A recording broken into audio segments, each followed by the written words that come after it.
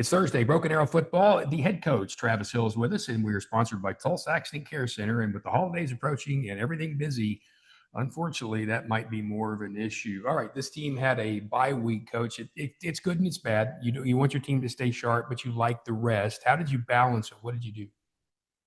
Well, as you said, we're trying to keep the momentum going as you go into the playoffs.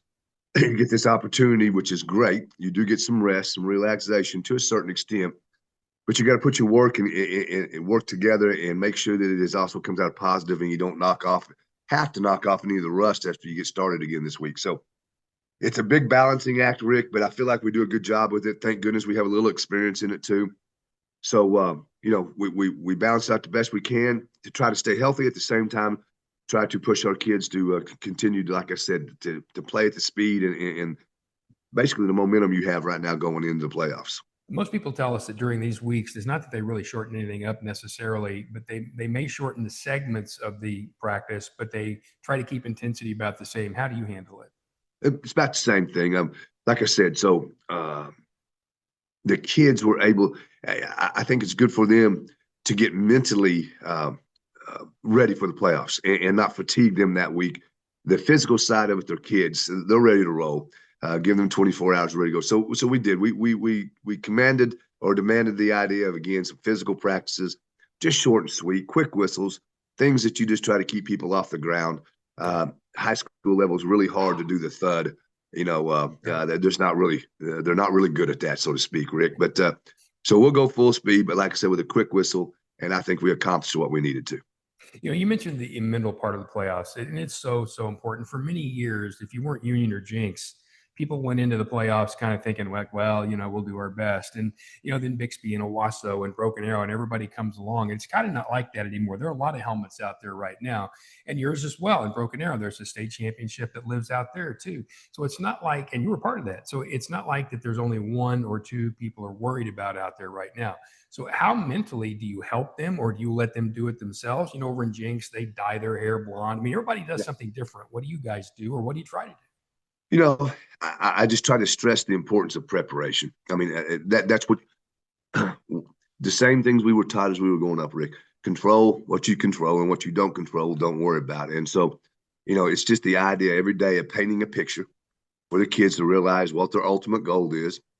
Challenge them on that ultimate, question them about it. Make sure, because we all know that we can say what we want to say, adults, kids, whatever. But what's really in your heart? What do you really want? And what are you willing to do to get that? So that's the type of reminders and the mental preparation, that psychological warfare, whatever you want to refer to it as, that we work on with our young people, just to say, hey man, challenging them every day to say, if this is what you want, here's how you go do it. Let's do it by actions, not by words. And one of the things that people may not realize, although you've heard a lot more of player-led teams these days, is how important it is to have leaders doing that besides you. You talked about Samaj before. Who are some of your other guys who are doing that, who are spouting the same things? Because kids tend to listen more to kids than they do to us. No. I've made the comment, this is old coach's cliche, no leadership, you're not very good. Coach's leadership, you're okay. Player leadership, you got a chance to be great. So other guys on our football team, I think, that have stepped to the plate. This is good. And I don't want to say that they weren't leaders prior to this. Sometimes we have to be put in certain situations to find out whether we are a leader. And we have to be prepped. Sometimes we got some leadership in us. We just don't know how to use it.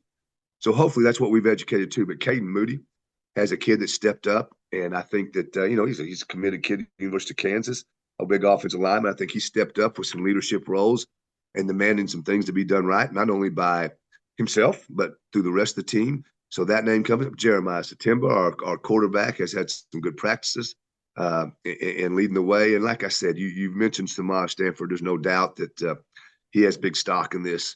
And Bryson Brown, Noah Gillespie, those are the type of kids. And two other ones I'm going to mention, Nathan Jackson and Titan Hicks. Titan Hicks being a coach's son too. You just sense it, Rick, and it's kind of nice because the last two I mentioned, they don't say a lot of words. That being Nate Jackson and Titan Hicks, but boy, their actions this week have showed they're ready to go play football. As I said, you've been a part of state championship staff there, and you've, of course, done that at Muskogee, and you've had high-level teams everywhere you've gone. So you've gone through the playoffs before. You've made deep runs, and you've held the gold ball up. And as Bill Blankenship once told me, if you don't win the last game, then the offseason's not the same. So you've had that opportunity to win that Yeah. last game. Is there anything that you have seen in those teams who have done that? Is there a common thread in those teams that have done that that maybe you recognize in your group? Yeah, I do. First of all, you better have a dude. In other words, you better have one player that may be just as good, if not better, than the other team's best player. Okay. That always seems to go hand in hand. People say coaching.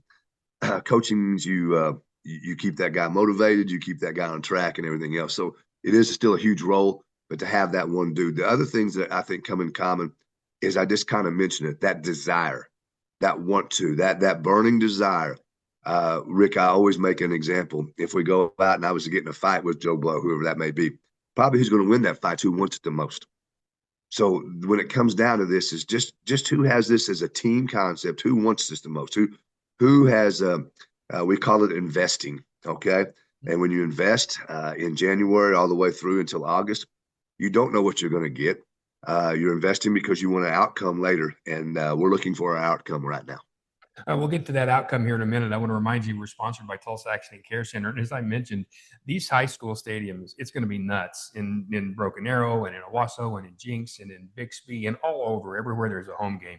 Then you throw in holiday shopping, people out everywhere. That Bass Pro area is going to be nuts out there in Broken Arrow too. And there's a very big shopping area not far from the stadium. All this to say, a lot of cars out there.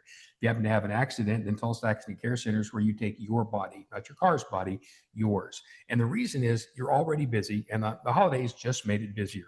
They just made it so you've got to go from one end of town to the other. But in the Tulsa Accident Care Center, you don't have to do that for your care after an accident. You can get everything you need in one place, all of it. Brilliant idea by Jared Gallagher, right? You can get imaging, so your x-rays and things can be done there. Your blood work can be done there. You've got a doctor who you can see there. You've got physical therapy there. It's all in one place. Prescriptions, all in one place. You go one place, you don't drive all over town, you save all that time that you're going to need because you still have to run around finding all those perfect gifts, right? To be that perfect person. So you've got much to do on your plate already, and you want to get to another playoff game. The only way to do that is to make it quick and fast. Let's even put this out there. No out of pocket when you walk in, none. You just walk in and you don't have to have an appointment. They're in Broken Arrow, they're in Tulsa, and they're in Owasso, and the phone number is 888-8080. Simple. 888-8080. Don't want you to have one. Be careful out there, but if someone smacks into you or smacking into somebody else, take your body one place, and that's Tulsa Accident Care Center. I did this Mustang team. They played Bixby lights out. They played Jinx lights out. You beat them earlier in the year.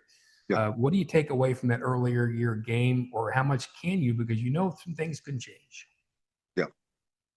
Tight fought football game, 21-14, the third non-district game of the year. We do take a lot, Rick. You go back and you evaluate some of those things now. You know, on their behalf, they did not have their high-profile quarterback. They did not play, but in some ways that kind of helps us as far as evaluating because I think they experimented around a little bit. Yeah. And you just can identify some things. Also, you go through there and look at it, Rick, from a personnel standpoint. They were at this personnel at this point in time. We would have this personnel in. Things do change throughout the year, whether it be an injury, the things that Tulsa Accident Care, there you go. Whether it be an injury or whether it be just somebody else obtaining a position or just a change in philosophy. So there's a lot of things we retain and pull from that, but at the same time, we kind of got two different football teams this time of the year. There's no doubt about that. I mean, even at the college level, I've seen teams the last few weeks against the University of Tulsa who played nothing but man defense come out in soft zone. I mean, it happens all the time and teams change. Now, you can't wholesale change and expect to go win a game necessarily, but it does happen. Now, let's go back to the quarterback you talked about, O'Neal. He's thrown for 2,200 yards, 27 touchdowns, 2 picks. Obviously, the guy's careful with the football. What else is he really good at? Well, he's big, strong. He's 6'4", 225-pound kid that's very strong. So very accurate with his footballs. The strength is the arm strength. So, some quarterbacks are very consistent from 40 on in. Okay, so it's easier to defend. The less field you got to defend, the easier it is. With this young man, you got to defend 53 yards, sideline to sideline, and dang near 70 yards down the field because that's the type of arm he has, and it's an accurate arm. So that's what he does to you. He stretches your defense. He vertically, horizontally, and then you put the good athletes that they got out there to go along with it. It's the guys that are catching it are pretty special too. So that's what makes this young man going to Florida State, and at least that's what he's committed to. And the reason why he has 27 strikes and I didn't say that right. 20 just TDs. I was trying to put a fancy word and just 2 strikes. So very very impressive kid with a strong live arm. There's no doubt. And 3 other guys have more than 300 yards in receptions. And all of 3 of those are averaging 14, 16, and 17 yards a catch. Yep. When you look at those 3 guys, and especially Johnson, he's the guy with the most yards at over 700. What are they special at? Well, they're all, first of all, good sized kids. I mean, we're talking about receivers after they're 6'1" or 6'2", or even a 6'3", 6'4" kid. Run extremely well, very athletic. They don't drop balls, Rick. I mean, so you got a quarterback that's putting the ball in catchable situations all the time, and they don't drop them. So, you got to defend. You're not going to get the opportunity to say, hey, okay, well, he only threw for 70% because they had a couple of drops. He didn't put the ball in the proper place at times. You're going to have to defend everything that's up in the air. And so that's a big challenge week in and week out. So that's what we got to do. And it will be a challenge. And like I said, the one thing, like I said, we talked about the earlier game, they were able to establish somewhat of a run game. And, you add the 2 together, defend every ball, not hope that they mess up on throwing the football, but defend it and then defend the run. It's a challenge. It really is, Rick. Yeah, I would think that one of the more important things, and to correct me if I'm wrong, they're coming a long way to do this. Mustang's way on the other side of Oklahoma City. We talked about that trip before. They're coming a long way. I would think one of your more important deals is start fast. They're going to come off the bus, and sure, they're going to be excited. It's a playoff game. But if you can get them kind of where you want them early, it would seem to me that would make things a lot easier.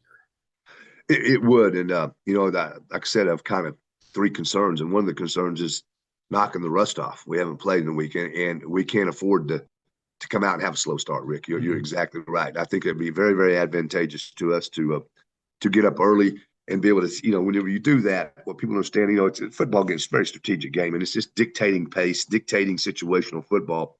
And it's a whole heck of a lot easier to do that on top than it is on bottom, obviously, like anything else. So that's what we're looking for, and it will be huge how this game starts off on tomorrow night.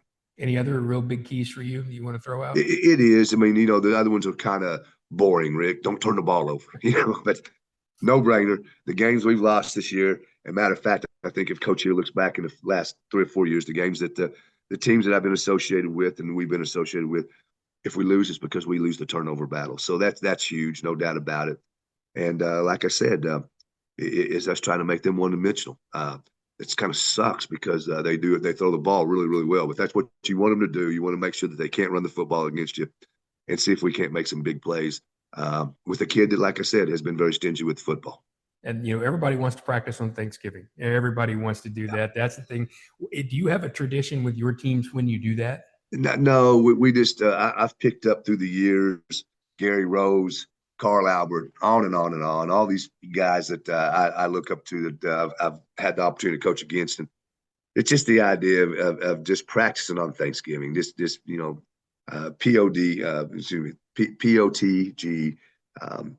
It's just such a reward. We don't have the time on the podcast, but I could just tell you good stories of watching programs grow and go from my son's going to do what on Thanksgiving to, hey, he better be playing ball on Thanksgiving. So, the one we want, and it's a lot of fun. And we grew up in the United States of America, and Thanksgiving to me means the Detroit Lions on Thursday. And it means now, very fortunately, it means that practicing Thanksgiving morning and seeing all the smiling faces and us getting ready to go try to win another big ball game. So let's see if we can get there. Yeah, absolutely. You go out there maybe dressed as a pilgrim or something like that to coach your team, whatever it takes to motivate, right, Coach? Yeah, we do. The one thing, I invite every mom to our Thanksgiving practice. That has been, you kind of asked for that, and that's what we do. We invite every mom, say, come on, come out here and join our kids. Yep. You and Coach Switzer know the key, and it's through the kitchen. Kitchen and moms are pretty important. Yes. All right. Good luck, Coach. Stay safe. Hey, man, Rick, you guys, appreciate you.